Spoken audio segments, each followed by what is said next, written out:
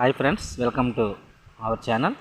So మరి ఈరోజు AP TET and DSC సంబంధించి అయితే కొన్ని విషయాలు మీతో చర్చించమని చెప్పి చేయడం జరుగుతుంది. ఫ్రెండ్స్, మరి రీసెంట్లీ మనం న్యూస్ పేపర్స్ అలాగే చాలా ఆర్టికల్స్ చూస్తుంటే మరి మళ్ళీ ఒక టెట్ ఉంటుంది, అలాగే ప్రస్తుతం జరిగినటువంటి చదివినటువంటి డిఎడ్ అలాగే బిఎడ్ వరకు ఛాన్స్ ఇవ్వాలని చాలా విన్నపాలు వస్తున్నాయి అనే ఉద్దేశంతో మళ్ళీ టెట్ పెట్టి లేదంటే టెట్ అండ్ డిఎస్సి కలిపి ఇలా రోజుకు ఒక వార్త అయితే మనకి పేపర్లో రావడం, అలాగే వాట్సాప్ గ్రూప్లో కూడా మనకి వస్తున్నాయి, చూస్తున్నాం. సో ఇప్పుడు వరకు అయితే ప్రభుత్వం పై నుంచి అయితే అఫీషియల్గా ఎలాంటి క్లారిటీ మనకు లేదు.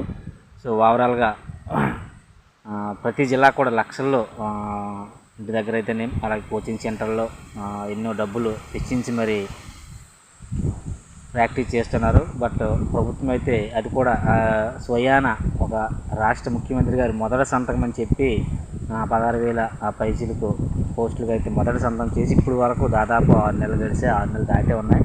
ఇప్పుడు వరకు ఆ ఫైలు ముందుగా అయితే జరగదు. ఈ మధ్యన ఎస్సీ వర్గీకరణ అని చెప్పి కొంచెం జాప్యం జరిగింది.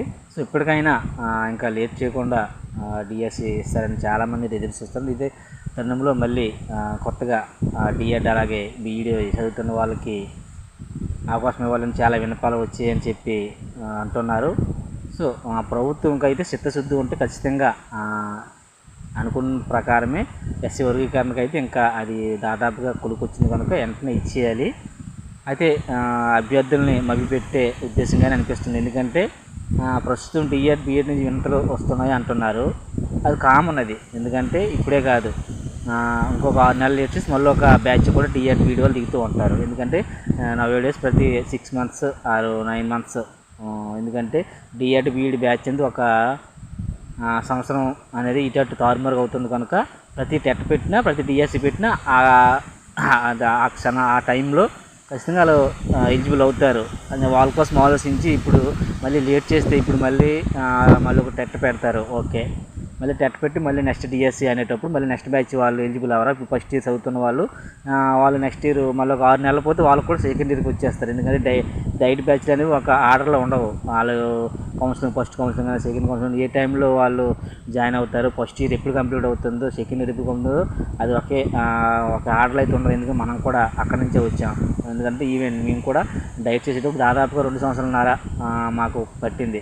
యాక్చువల్ 2 సంవత్సరాలు, బట్ 2 సంవత్సరాలు పట్టింది. అలాగే కొందరు సంవత్సరాలన్నర కూడా అయిపోతుంది. ఎందుకంటే ప్రభుత్వం కూడా రాబోయే డిఎస్సి ఏదైనా త్వరగా సెకండ్ ఇయర్ ప్రాక్టికల్స్ ఎగ్జామ్స్ పెట్టి అలా వాళ్ళకి దానికి అందేటట్టు చేస్తుంటారు. మరి దాదాపుగా ఇప్పుడు సెకండ్ ఇయర్ జరిగినటువంటి బిఎడ్ డిఎడ్ వరకు కూడా అవకాశం ఇవ్వాలని చెప్పి చాలా వింటలు వచ్చి అంటున్నారు. సో ఇప్పటికే లక్షల్లో మంది దానికోసం ఎన్నో రాత్రులు వెయిట్ చేస్తూ కోచింగ్ సెంటర్లలో రీసెంట్గా మనం చూసాం. విజయనగరంలో ఒక రూమ్లోనే మన మిత్రులు చనిపోవడం అనేది ఒక ఆర్టికల్ నేను చూశాను.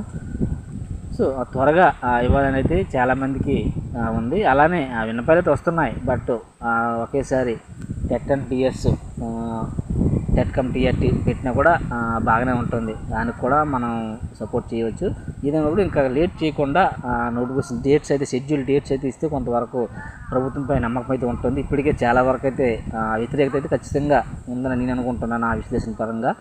ఎందుకంటే మొదటి సంతకం, అది స్వయాన ఒక ముఖ్యమంత్రి గారు మొదటి సంతకం చేసి, సో మొదటి సంతకం దానికి ఎంత వాల్యూ ఉందో అందరికీ తెలుసు. ఎందుకంటే దాదాపుగా ఒక పార్టీ అధికారంలోకి వచ్చిందంటే దానికి ఎంత ముఖ్య పాత్ర పోషించామో మనము తెలుసు. అందుకని ఆయన కూడా ఆ విషయం తెలుసుకొనికే మొదటి సంతకం కింద మన డిఎస్సి వాళ్ళకి 16,000 పైచీలు పోస్టులు ఇచ్చి అది ఆసమస్య కాదు, అది ఆలోచించవలసిన విషయం. ఎందుకంటే ఒక మొదటి సంతకం ఎందుకు పెట్టారని ఇంకా బోల్డ్ హామీలు ఇచ్చారు, అవన్నీ మొదటి సంతకం పెట్టవచ్చు కదా. బట్ ఎందుకంటే ఆయన అధికారంలోకి వచ్చారని ఖచ్చితంగా విద్యార్థుల పాత్ర, ముఖ్యంగా డిఎస్సి అభ్యర్థులు అలాగే టీచర్స్ వాళ్ళు ఓటేయకపోతే ఖచ్చితంగా గెలరు. ఆ విషయం ఆయనకు కూడా తెలుసు.